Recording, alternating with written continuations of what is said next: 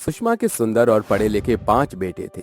रोहन, अमित, आशु, विनायक, साहिल। कुछ समय बाद सुषमा उनकी शादी स्नेहा, पार्वती, माया, किंजल, आयुषी से करा देती है। पांचों बहुएं अपने नए जीवन से बेहद खुश थीं और बखूबी ससुराल की सारी जिम्मेदारियां मिलकर संभाल लेती हैं।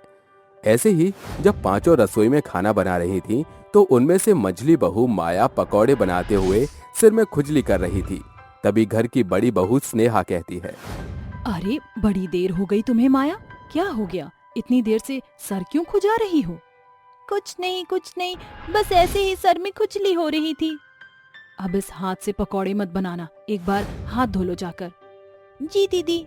अरे लाओ माया, आधे पकौड़े माँ जी और हस्बैंड्स पार्टी को अभी दे आती हूँ। जी ये लीजिए, आशु जी को अलग से प्याज के पकौड़े दे देना दी। अरे हाँ पता है मुझे। एक मिनट, तुम्हारे सिर से इतनी गंदी महक क्यों आ रही है? सिर नहीं धोया क्या इतने दिनों से? वो दीदी घर का काम इतना करना होता है ना कि मुझे टाइम ही नहीं मिला, मैं भूल भी गई। सच में जेठानी जी, बालों में से गंदे से अरंडी के तेल की महक सी आ रही है। हालांकि आपने लगाया नहीं होगा। हाँ नहीं लगाया। तुम गाना गाओगी क्या? दीदी मैं तो कह रही हूँ आप अपने सर में से अंडे लगा लेना, आपकी महक चली जाएगी। अच्छी, इससे तो दीदी आपके बालों में और बदबू फैल जाएगी। बदबू छोड़ो, फिलहाल जलने की महक आ रही है। माया तुम्हारी वजह से पकौड़े जल गए, उस पर ध्यान दो। जी दीदी। पार्वती सुषमा और उसके पांचों बेटों को पकौड़े दे आती है और जब वापस आती है तो देखती है कि उसकी तीनों देवरानियां माया के सिर में कुछ घूर कर देख रही हैं। अरे आप सब ऐसे क्या देख रहे हैं माया के पास? जेठानी जी ये देखिए, माया दीदी के सर में से बदबू आ रही थी ना, वो बदबू इन जुओं की थी। ये बिल्कुल लाइन में जा रही थी, किंजल दीदी, और मैंने खींच कर निकाला है। अरे दोनों पागल हो क्या? रसोई में ये सब हरकतें कौन करता है? और स्नेहा दीदी, आप भी इनके साथ मिल गई। अरे यही मुझे जबरदस्ती यहाँ बुला कर ले आए। ये देखो, अब भी बंदर की तरह अपना सर खुजा रही। ये माया तो ठीक से बाल धोया कर, लास्ट कब शैम्पू की थी? वो दीदी 1 महीने पहले। हाय हाय हाय हाय, जब ऐसे करोगी तो सर में जुएं तो पनपेंगे ही। बहुत बदबू आ रही है, मैं जा रही हूँ। जिठानियों के ताने से माया अगले दिन अपना सिर धो लेती है, पर उसके बालों में जो खुजली होती है वो अभी भी बरकरार रहती है। साथ ही उसके बाल भी टूटने लगते हैं और देवरानी जिठानी उसे जुओं के नाम से परेशान करती थी। ऐसे में ज्यादा परेशान होकर एक दिन माया आशु का ट्रिमर लेकर अपने सिर को टकला कर लेती है, जिसे आईने में देखकर वो खुद से कहती है, हे भगवान, मैंने गुस्से में अपने जुओं से परेशान होकर खुद को टकला कर दिया। अब तो सब मेरा और भी ज्यादा मजाक उड़ाएंगे और माँ जी तो मुझे जिंदा ही खा जाएंगी। क्या करूँ मैं? सर पर पल्लू रख कर देखती हूँ। माया अपनी टकली खोपड़ी को छुपाने के लिए अपनी साड़ी का पल्लू सिर पर रखती है, पर वो उसकी मक्खन जैसी चांद से फिसल जाता है और वो कहती है, घर के देवर जेठ जी और आशु ने मुझे ऐसा देखा तो शर्मसार हो जाएगा। अब तो ये पल्लू भी मेरे काम नहीं आ रहा, नकली विग लगा लेती हूँ। माया नकली विग ऑर्डर करके अपने बालों में लगा लेती है। अगले दिन चारों बहुएं सुषमा के पैर छू चुकी थी। जैसे ही डर डर के माया उसके पैर छूती है तो आशीर्वाद देते वक्त सुषमा का हाथ उसकी विग पर लगता है, जिससे उसका टकलापन सबके सामने आ जाता है और चारों बहुएं हैरानी से कहती हैं, हाँ ये आपने क्या किया? आप टकली हो गई। ए भगवान, मैं ये क्या देख रही हूँ माया बहू, तू गजनी मूवी की गजनी क्यों बन गई है? अरे तुझे शर्म भी आ रही? तूने क्या किया है? अरे बोल कुछ। वो माँ जी, मैंने अब बकरी की तरह मैं क्या कर रही है? बोल ना, ऐसे लग रहा है किसी ने मेरी इज्जत मिट्टी में मिला दी हो।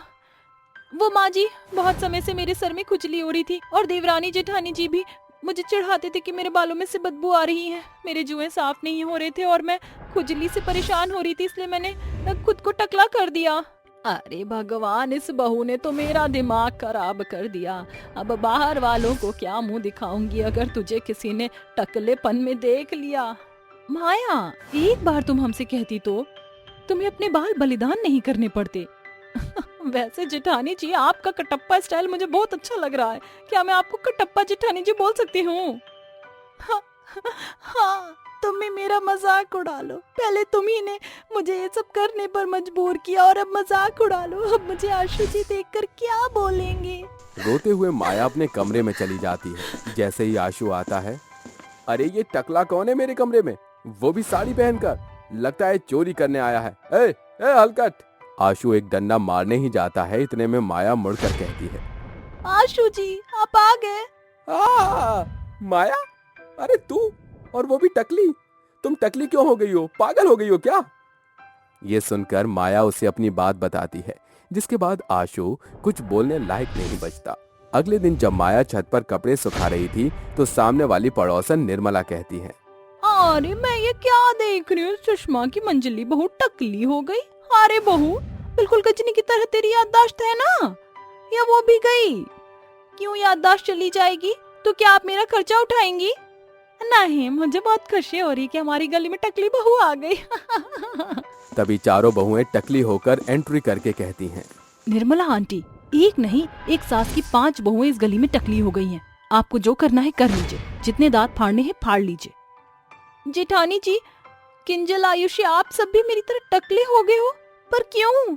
स्नेहा दीदी, आपके तो बहुत लंबे बाल थे, फिर भी हमने ये सब तुम्हारे लिए किया है ताकि कोई तुम्हें ताना न कसे। माँ जी भी नहीं, मगर माँ जी ने आप चारों को भी ऐसे देख लिया तो भौकाल आ जाएगा। आने दीजिए जेठानी जी, हम सब आपके साथ हैं, टकला होना कोई बड़ी बात नहीं है। तुम 5 को टकला देखकर मन आ रहा है कि तुम सबके सर पर फूल उगा दूं। पीवीआर जाने की जरूरत नहीं पड़ेगी, अब सारा एंटरटेनमेंट तुम्हारे घर में जो होगा। आंटी जी, आपकी बत्तीसी देखने में हम में से किसी को इंटरेस्ट नहीं है, तो आप जा सकती हैं।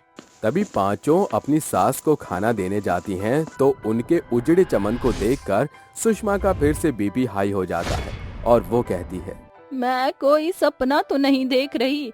अरे स्नेहा बहू, तू मुझे टकली क्यों नजर आ रही है? क्योंकि माँ जी मैं भी टकली हो गई हूँ, मेरे साथ मेरी सारी देवरानी भी टकली हो गई हैं। हे कृष्ण भगवान, ये मैं क्या देख रही हूँ? मेरी 5 खूबसूरत बहुएं टकली हो गई हैं। लोग मुझे क्या क्या नाम से पुकारने वाले हैं। अब तुम चारों टकली क्यों हो गई? तुम्हारे भी सर में जू हो गए थे। नहीं माँ जी, माया का दर्द हमसे देखा नहीं जा रहा था। उसके दर्द को कम करने के लिए हम चारों ने भी खुद को टकला कर दिया। अच्छा, फिर तो माया तुझे मेरे सर के बाल देखकर बहुत दर्द हो रहा होगा। आ जा, मुझे भी टकला कर दे और अपने पतियों को भी टकला कर दे। मन करे तो पूरे मोहल्ले को टकला कर दे। माँ जी, अभी कैसी बातें कर रही हैं? मेरा ये मतलब बिल्कुल नहीं था, ना मैंने ऐसा चाहा, सब मेरी वजह से हो रहा है। पांचों बहुओं को देखकर सुषमा शर्मसार हो जाती है और उनके पति देखकर बेहोश हो जाते हैं। साथ ही गली मोहल्ले में निर्मला सुषमा की 5 टकली बहुओं का ढोल पिटवा देती है, जिससे सब बातें बनाने लगते हैं। और सुबह सुबह कुछ औरतें उसके घर पर आकर कहती हैं, अरे 5 टकलियों, जरा बाहर निकलो। अरे सुषमा, इन औरतों को भी अपनी 5 बहुओं के दर्शन करवा दे। हाँ हाँ सुषमा, बाहर आना, मुझे तेरी 5 गजनी कटप्पा बहुओं को दिखा। लगता है शर्मसार होकर कदम बाहर नहीं आ रहे हैं। तभी उन औरतों की आवाज सुनकर बहुएं और सास बाहर आ जाती हैं। हमें शर्मसार होने की कोई जरूरत नहीं है, बल्कि शर्मसार तो आपको होना चाहिए। आप नहीं जानती, पर मैं बताती हूँ। हम किसी कारण से टकली हुई हैं, पर हमारा मकसद कैंसर की औरतों को हौसला देना है। पल पल वह महिलाएं कैंसर से जूझकर अपनी हिम्मत खो बैठती हैं। हाँ जेठानी जी, उन्हीं को हजारों खुशियाँ देने के लिए हमने NGO चुना है। अब आपको जो कहना है कह सकती हैं। क्या हुआ? मेरी बहुओं की बात सुनकर तुम्हारी जुबान लड़खड़ा गई या कानपुर में हड़ताल पड़ गया? देखा मेरी बहू कितनी समझदार है, टकली हुई है तो इससे लोगों को प्रेरित करेगी। तुम में दम है तो टकली होकर दिखाओ। अब समझ आया ना? ये सुनकर सारी औरतें शर्मसार होकर माफी मांगती हैं। वहीं 5 बहुएं कैंसर NGO में जाकर उन महिलाओं को हौसला देती हैं और ख्याल रखती हैं। ये देखकर गली की कुछ औरतें भी खुद को टकली कर देती हैं।